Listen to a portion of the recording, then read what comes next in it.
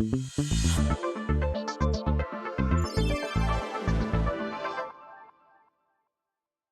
I'm in Paris right now. It's Friday night in Paris and I'm on a podcast.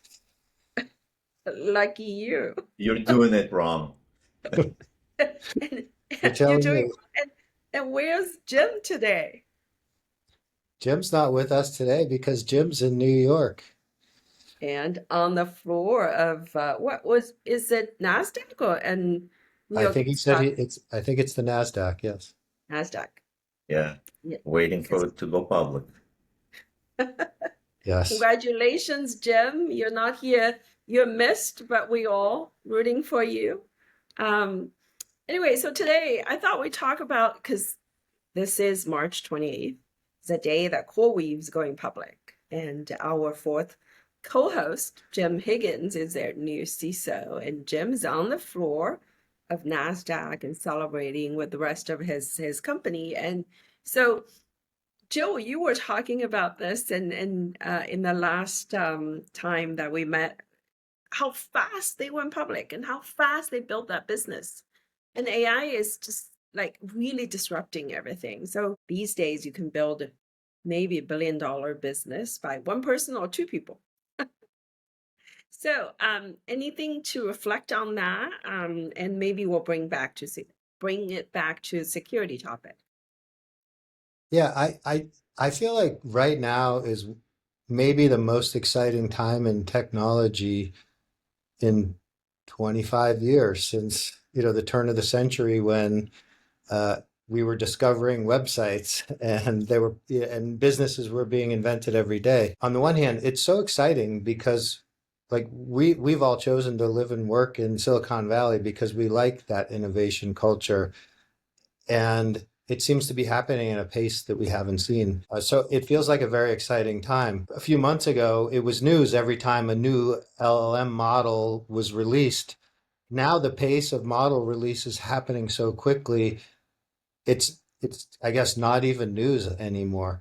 And that competition between these large companies that have massive valuations and a lot of cash, and they're just pouring it into the data centers and into working on these models.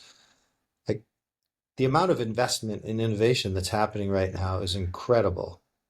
And hopefully it's going somewhere positive. But you're right. I mean, if you look at all the news, all we've heard about is every 2 weeks or every 3 week cycle around LLM releases, right? This company up leveled another company, but we constantly focused on the LLMs. In the enterprise space, right, you're starting to see kind of transition from AI chatbots or LLMs to now AI agents, right? But the way, from a security perspective, we've been always looking at this, how do we actually get some guardrails around the risk within LLMs? But now, as enterprises starting to look at whether it's chatbots or AI agents and starting to build applications that integrate with the AI, right? Now we have started to think holistically, not just about LLM security, but we have to start thinking about all the traditional risks we always talked about: third-party risk, data risks, right? AI is just another way to think about third-party risk or data exfiltration, for example, or data leakage.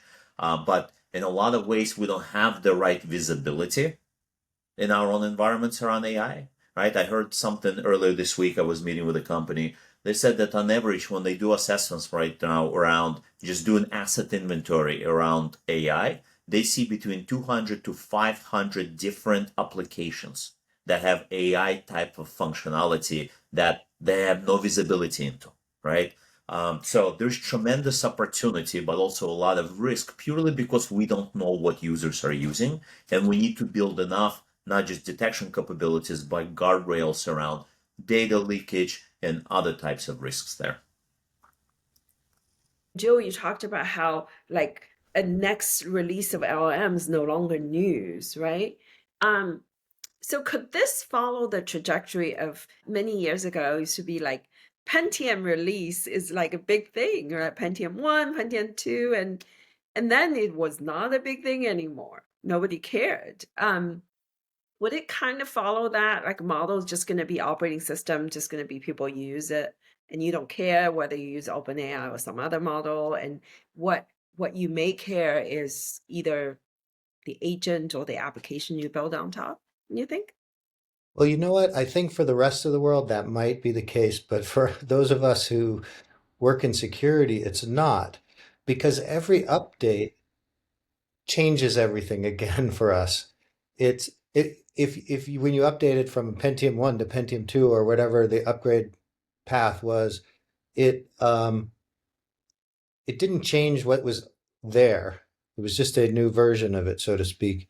Um, but with the AI models right now, when you change the model, it changes how data goes in and out of the model. And what we worry about is the wrong data going in and then coming back out.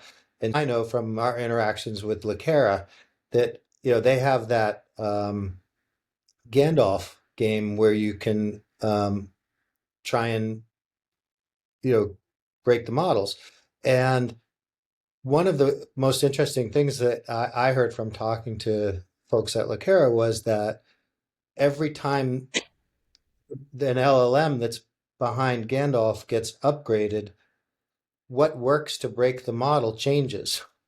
Eh, And so you might go through Gandalf and make it to a very high level with certain techniques and tactics, but then the next time, OpenAI's model changes, what breaks it might be completely different in terms of the the challenges. And so it's like a new product that we have to consider from a third party risk standpoint every time they do an upgrade to the model. So are you saying the defense? I mean, obviously you're saying the attack has to change. That means defense has to change. So we have to learn how to defend all over again. But at the same time, the attackers will also have to learn how to attack in a new method.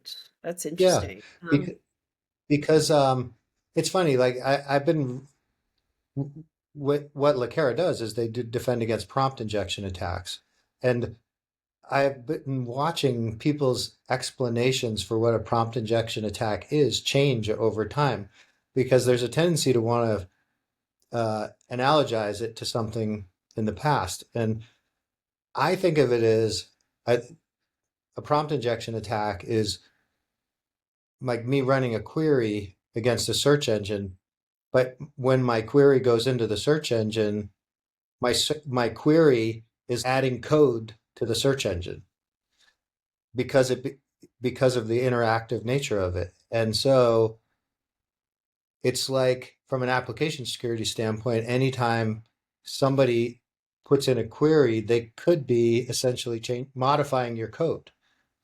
It's not always though, because precisely because the reason that what you put in could change the model, the way that the model builders are doing is not like every time your prompt comes in, it goes into the main model. No, they actually have a something like cached for you with fine tuning on top that does not go into the main model for a while because they want to protect the main model. But that's kind of um an implementation detail. Mhm. But I like the fact you're thinking about how the way we do security is different with these models versus with operating systems. So Tali, do you agree? Do you see it differently? I don't know if I completely agree with every LLM release, right, or a new model that we have to completely change how we think about whether it's a detection or controls, right? It really depends on what's being released. And honestly, for most of enterprises, I don't think they care or even need to worry about it, right? They're struggling with the basics today. And it's not LLM security. They're struggling just to understand what the users use and how much data is leaking.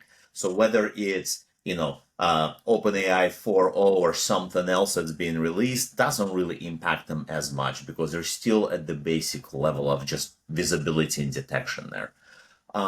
There is some companies that we know of actually have to worry about things like LLM security. And every time there is new release, there is a possibility of controls not working anymore because the company might change how they think about different architecture or structure. So that's one. But most of enterprises don't have their own LLMs or deploy LLMs, right? What they will do is either just utilize public or enterprise versions of enterprise search like Glean, for example, right? Or use Gemini or OpenAI or Perplexity with the enterprise version, which has some security controls and guardrails built in, right? So for them, they think about risk very differently. They need to think about more about enterprise view risk like a third party. Where is my data going? When people try to summarize a document, right? Are we leaking PII or financial data or confidential data, right? Or those are the basic struggle. But then you also have the developer side of it, and not Copilot. We can talk about that separately. But people building applications now, right, that have AI functionality built in, or they're making calls to specific models, which could be either open source or publicly available ones. And there is new classes of vulnerabilities that we need to start thinking about. And trying to remember the term, I think it's called LAVA, language augmented vulnerabilities, right? Where it differs from traditional application vulnerabilities that we always worried about before, right? You can actually structure cross-site scripting now in a way that using language, right, that actually enables different classes of vulnerabilities that we worried about before. AI-powered chatbot, for example, can generate dynamic HTML that could individually produce executable payloads, for example, right? Or other type of vulnerabilities like cross-site scripting. So AI now that's being embedded inside our code base also creates a different type of vulnerabilities that we had to worry about before. So you have like classes of risk and enterprises that need to worry about. There's a number of companies popping up in this space. You know, Joe, you talked about one. There is another company just launched yesterday, Striker. They came out of stealth mode. There's a few other startups that kind of look at this.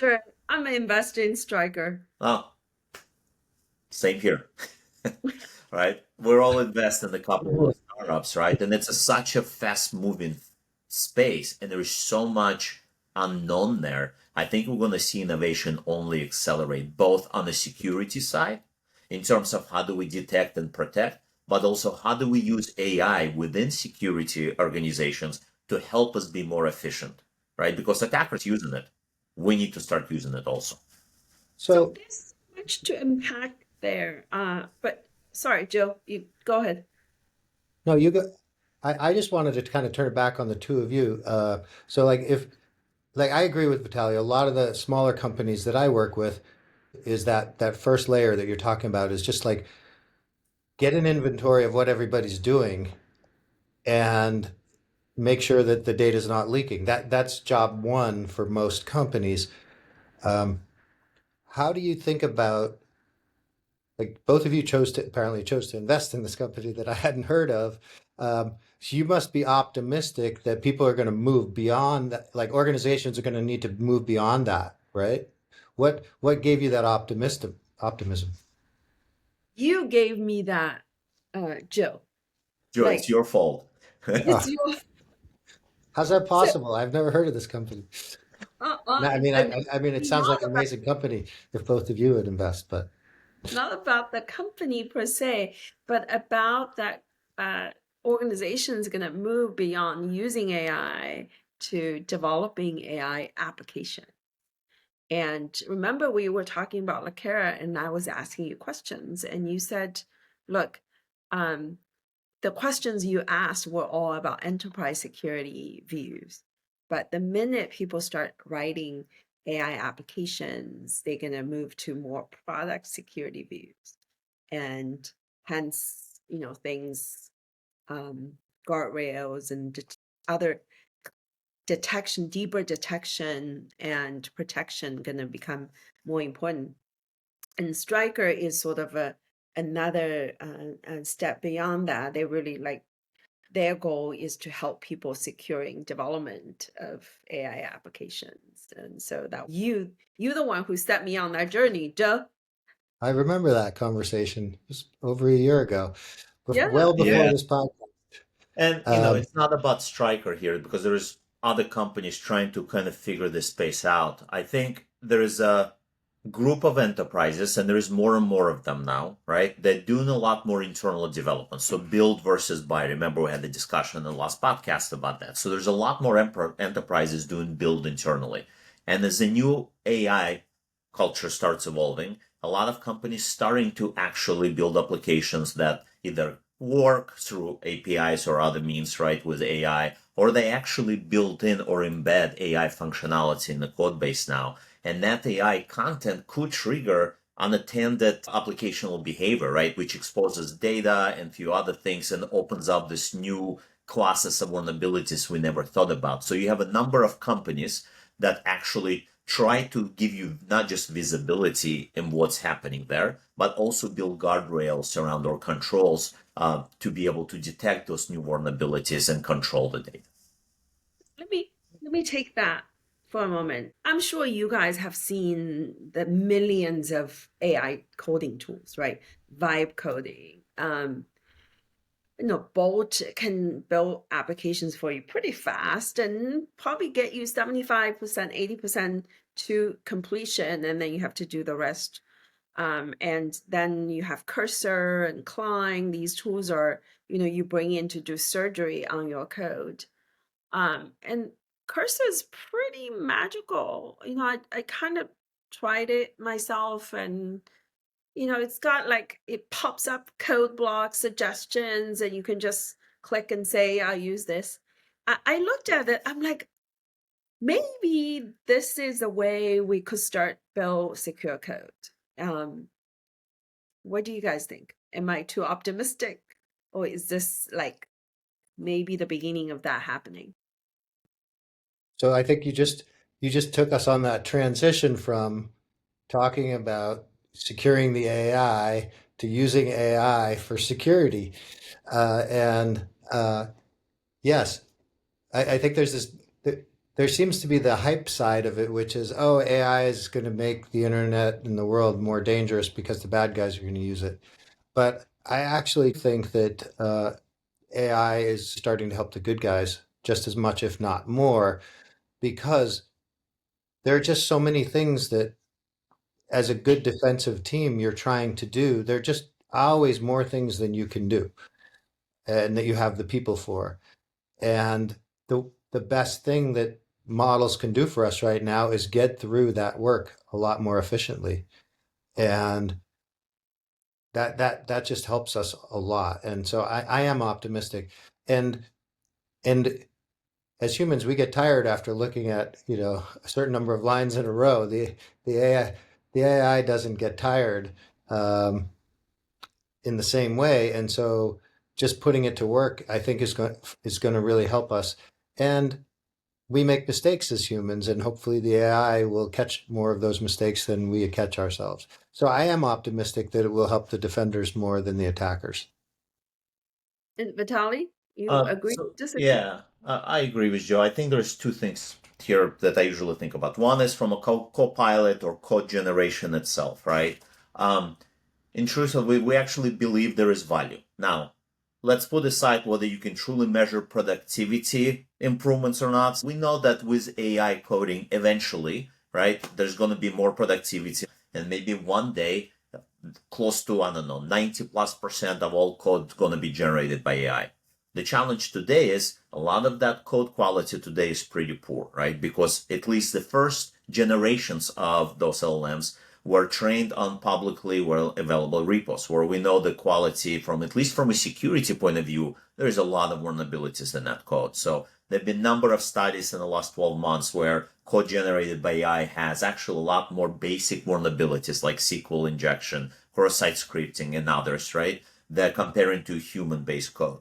So on one hand, we see productivity increases from a developer side, but You cited something. You said there's evidence or there's study that yeah, AI generated code is more vulnerable. yeah. Where is that? I probably won't be It's able not, to pull it out. There was a Stanford study done, I think about either 6 or 9 months ago. I remember seeing there's a few others. Now, since then, new generations of LLMs are improving, right? Yeah, yeah. GitHub Copilot there is a better quality. So just like everything else, with every iteration, it's getting better and better. But we do have to invest more now on the security side around security. Think about like CI/CD pipeline, right? Companies like SemGraph coming in and actually helping enterprises now to figure out the code, not just do the traditional dynamic and static code analysis, but just in time or near real time context provided to developers as they're typing code, right? Or is code being generated by AI? So we do right now have to invest more on a kind of traditional Appsec side to make sure that code quality is there. So humans still need to be in, or at least security in that loop. And the challenge is how do we continue to be non-blocking and continue let engineering teams and business move fast, but also do it in a balanced, safe way. That's what the challenge for us is. We need more tooling. We need more products in the security space. And this is where Joe was saying AI is going to help us on the defender side because we can't scale this just by manual processes. And I'm also really optimistic and excited about what's happening on the detection side. To me, like when I go into a company and we're helping build up the security, you know, getting the enterprise basics in place are a given. But with smaller companies, I've had a hard time recommending to them that they invest in detection, because detection is, getting a SIM and then hiring detection engineers and doing analysis and alerting and all, and then pulling the context. It's always been so manual. We've had generations of SIMs and we've had SOAR and we've had all these tools, and at the end of the day, what we were really doing was saving a bunch of logs that we could look at after the incident and then see why we got compromised more likely than catch the lateral movement before the damage was done. I believe that with AI, we're going to be much better at detection, thinking about the kill chain and like how the bad person moves laterally inside your environment. We're just going to be so much better at detection using AI than we've ever been able to be up to this point. Um, like the challenge was, we lived in a world of rules, and now we live in a world of models. And for models to work well, you needed to have known bad, and you needed to build the models against known bad over and over again so that they could recognize the more known bad. And it was easy to do with spam, but hard to do with an APT, because you don't have lots of examples of APTs moving laterally in your environments to model against. Now with AI, it's just like fundamentally a different game, and we have a much better chance of detecting that lateral movement. What AI does is it gives you, I mean, in the past, as you said, Joe, we live in the world of rules. I mean, same with application development. You say, oh, I want to write this app, and I start with predefined logic, right? So I have to write these blocks, they stitch together this way. With models, you kind of don't. You're like, okay, I want this to do X, and you build however you want. And same thing with detection, right? So you want to educate the model that what looks bad, and then unleash it on the in your environment, and it'll just report back what's bad, hopefully, without you specifically writing the rules. But today, I see a lot of challenges. I mean, the models, AI models today work on unstructured data a lot, right? But security data is semi-structured, right? So it's like transforming security data into a format that models can actually consume is not a given. I mean, this is down in the weeds of technology, but that is a challenge, right? I think it's getting easier, not harder. Well, I don't know. I think it's actually getting a little harder in the meantime, and then before it will get easier. You know what's Just getting like harder is there's so many niche solutions and Yep. so many players in this space because it's moving so quickly, right? Um, we talked a little bit about this before. If you think about it from a third party risk, on average, the CISOs have what 50 plus different security vendors. And now with AI, we're actually seeing even more increase, right? Because there's a point solutions that actually solve specific problem. And that by itself is becoming a risk we have to manage.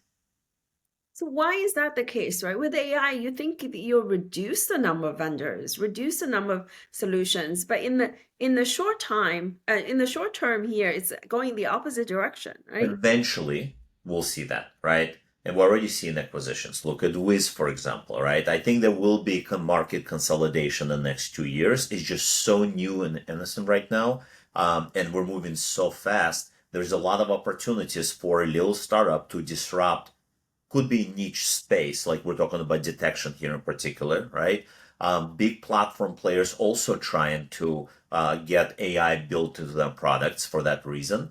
But platform teams like Palo Alto or Cisco's of the world, CrowdStrike's, they're big companies, right? Sometimes it takes a little while to pivot or get something to the market versus a very scrappy little startup with 5 to 10 engineers can get a prototype to the market much faster.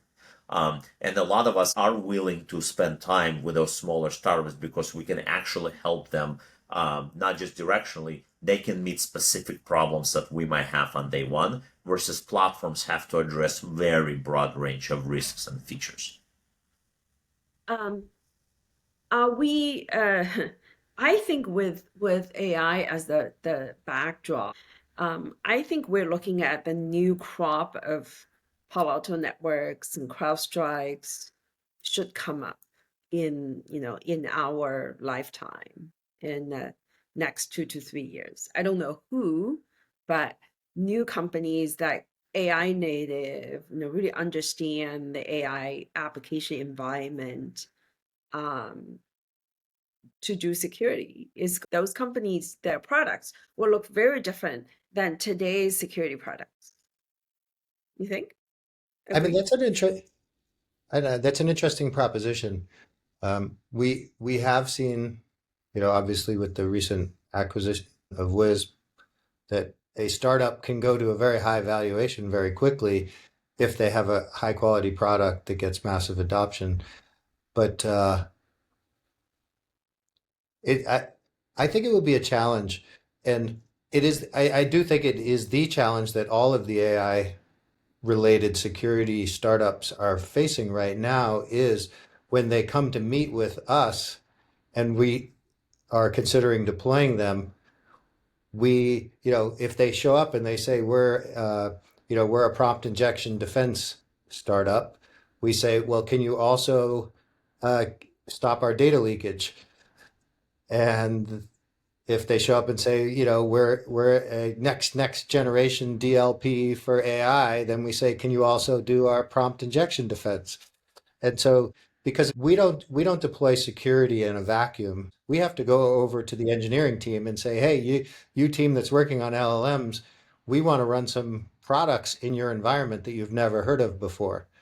Um, I've had CEOs say to me, it sounds like you're introducing more risk to my company than the rest of the engineering team because you're bringing all these random little products into inside our network.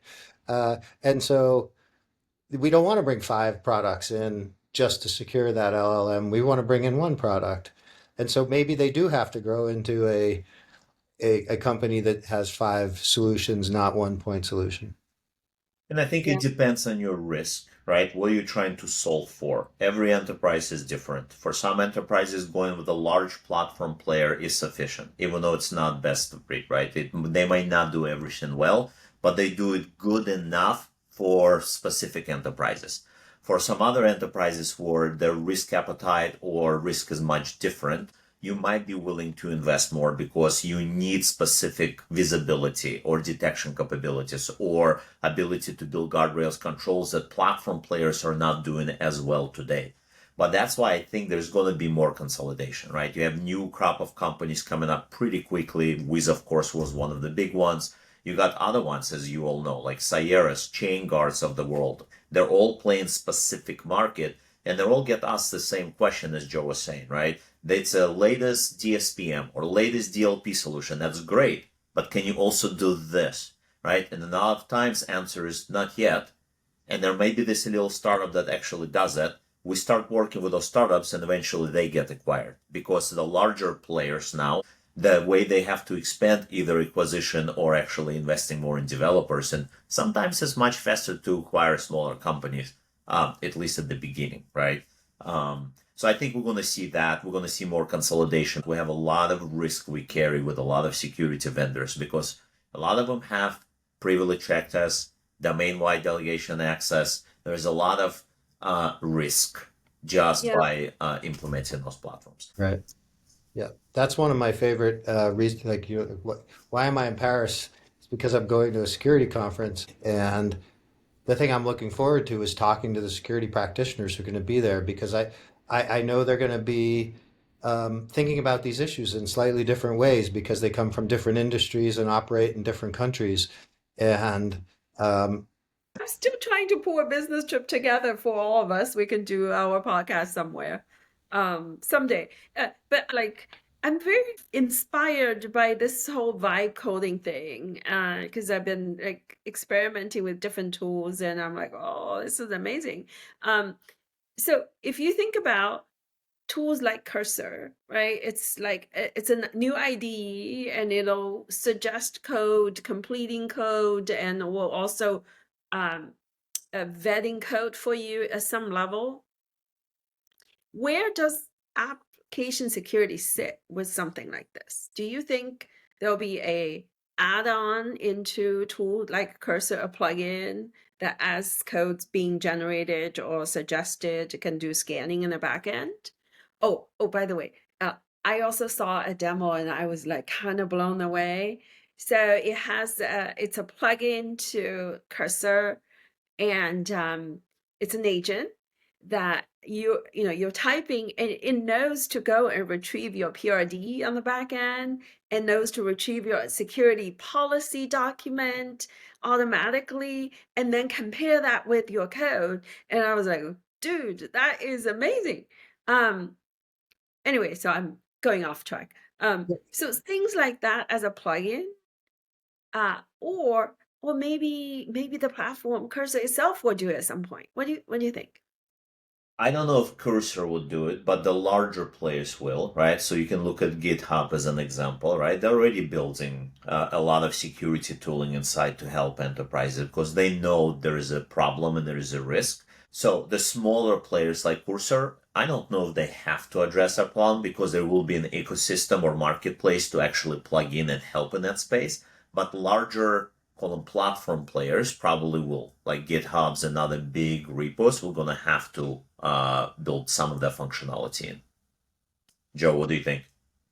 yeah, I was thinking about kind of like the ultimate extension of Chenxi's question to like, does AppSec go away? Or like, do you stop having AppSec engineers? And I'm not ready to say yes to that. I just think that our job and the AppSec engineer's job becomes more enjoyable because you're spending less time going and retrieving those documents and things like that, and spending more time reading code and more time, tweaking things.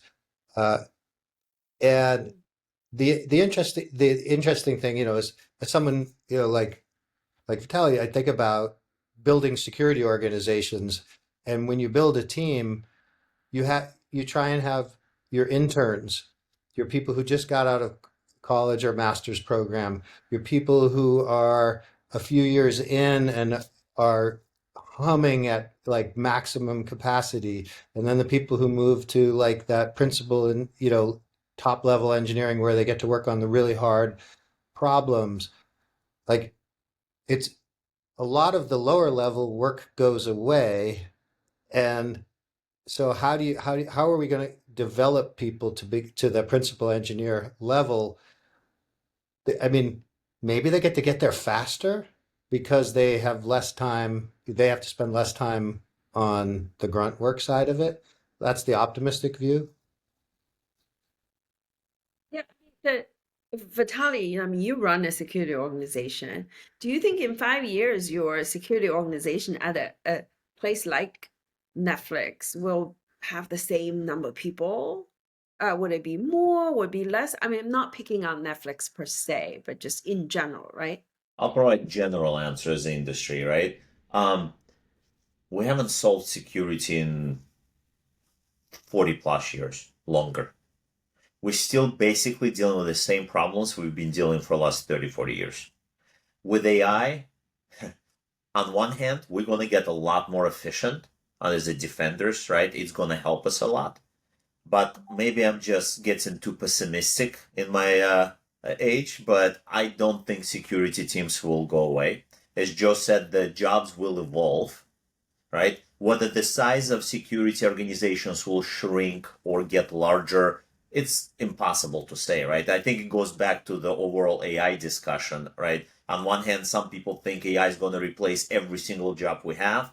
On the other hand, it will just make us more efficient. So maybe we don't grow as fast in terms of pure end count of workforce. And it's probably going to be true for security teams, right? In some pockets, AI might actually make us a lot more efficient, and we don't need as many people going forward. But as companies continue scaling up, I don't think security functions are going to go away. It's just going to scale maybe sublinearly to the company's growth. I I think that security organizations are going to stay proportional to the rest of technology. Mhm. Like I see a lot of companies where security is probably 10% of the tech investment, just as like a ballpark number. And I don't see it becoming less, and I don't see it becoming more. It won't become more because the people who manage budgets won't want to see that happen. And I don't think we can let it become less because I'm working with a bunch of fast growing companies right now, uh, and they're companies that are going from like 100 people to 500 people in 6 months. And when these fast growing technology companies grow, the same types of security risks. So security risk comes from like velocity of change in many circumstances, and and and the gaps between things that are happening, um, and the tech debt that is built.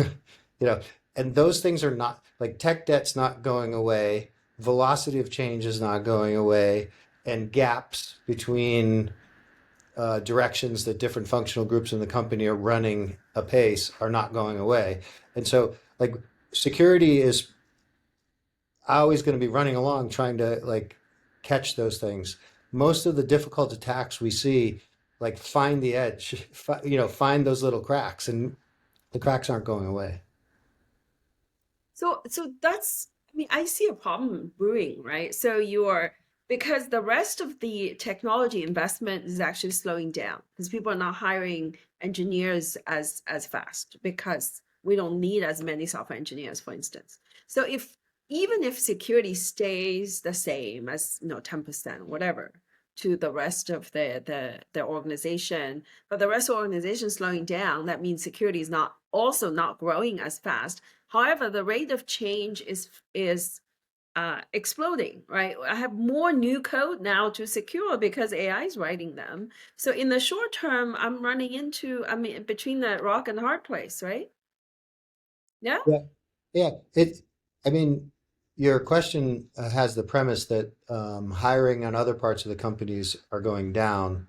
I like you mentioned earlier in this conversation that there are companies like these people saying I can build $1 billion company with one engineer. Um, that might be true, but so far that's the exception, not the rule. Uh, Haven't you read the Salesforce said we're not hiring as many software engineers? Meta says we're not hiring as many software engineers because a lot of code is written by AI now. And so their investment in general technology is slowing down, right? I think we have to be careful when we hear those numbers, right? They've been so much over hiring during COVID days when there was very little cost when the interest rates were zero, right? That you could argue there is still a lot of fat or so. I don't want to use that term really, right? But there is a lot of over hiring that's happened over the years in those large platform-based or hyperscaler companies. That yes, with the AI, it's helping them to get more efficient, but there's also a lot of reshuffling that, margins are shrinking, revenue growth is slowing. They're going to have to make changes. It might not have anything to do with AI or ability to generate code automatically, right? It's hard to tell what's real, what's not right now, because only thing we see is in the financial reports or the earnings releases, right? And behind the scenes, we need to really understand over time how much AI is helping and replacing. Yeah. And the fast growing companies that are hiring really aggressively right now are not public, and we're not really talking about them. And the ones that I'm working with, they're not slowing down. They're not slowing down hiring. They're desperately hiring AI engineers. They're desperately hiring robotics engineers. You know, we're like technology is moving from two-dimensional to three-dimensional right now with this explosion in robotics that you know the capabilities require engineering disciplines that may be slightly different in terms of what we're hiring today than we're hiring 10 years ago. But the risks of putting robots in homes uh, are, it's something I've been working on with one of the companies right now. It's just, it's really fun to work on, but it's also really scary to think about. When you have robots that are washing your dishes and putting away the knives. That can make their own decisions, right? As opposed to just like, you know, taking it from here and put Yes. it there. Um, I was at the CMU Carnegie Mellon event yesterday, and I don't know, Vitaly, did you make to the dinner last night with Encore and those Yeah, I folks? did. Yeah. So I had to miss it because I was at San Francisco for Carnegie Mellon event, and we had to. It's an all-day event, and they showcased some of the startups coming out of Carnegie Mellon, and they put so much emphasis on robotic startup these days, and there are many of them, right? And it's really interesting because there's some is just like humanoids, and but others are like a little component of robotic system, but it's really important, like a material that you can like grab things really, really well. Um, so I love what Joe said. Technology is becoming from two-dimensional to three-dimensional, right? Because we're not writing code anymore. There's other engineering principles being brought into the creation here, and that may be the saving grace. Maybe that there will be new job opportunities created for different types of uh, talent, right? That's right. And I think that's a key takeaway, right? Which is we started this conversation talking about Pentiums and just, x86 platforms and the Moore's Law, right? Where it was every 18 months. Um, Now it's accelerating so quickly. We're not talking about 18 months or even 6 months, right? There's something new continuously getting innovated and evolving almost every few weeks. And robotics is a great example where, there's companies been around for a long time working on robotics like Boston Dynamics, but with addition of AI, the acceleration is so massive, right? We're all struggling just to keep up from a technology perspective. So on one hand, jobs will change, but there is this completely new thing that's happening in a completely different dimensional way, right? That we have to start thinking about for as a security professionals, how do we help and scale there? There's going to be enough jobs for everybody. It's just they're going to look different, very different. Yeah. Yeah. Yeah. The data implications are something that I just like my mind keeps exploding over because when you think about the LLMs have ingested all the data that's in all the data centers right now, but they can't control robots because the data of how a waiter or waitress navigates a restaurant and reads a person and decides whether to take their plate away and whether to ask them if they would like a water refill and all of those things. That data is not in a data warehouse yet. But for robotics to work in a restaurant, that data has to be collected and modeled against. And so, in the same way that Teslas have been driving around, collecting data on roads so that they can model self-driving, um, why is Meta giving away glasses that allow data collection in 3D? Because that data is going to be incredibly valuable, and so the data, to kind of bring this conversation full circle, Jim's in New York for a uh, data warehouse IPO, basically. They started trading? Have they Yeah. started trading? No? Oh. So, like, that's why we need more data centers, because there's a lot more data that hasn't been collected yet. And for us in security, our job is to protect data. And so there's going to be a lot more sensitive data to protect, whether we like it or not. Jim's gonna be making a lot of money. Let's All hope. right, Jim, let's hope so for Jim's sake and Let's for hope ours. so, Jim. All right. Well, thank you guys so much. We'll get this pushed out soon.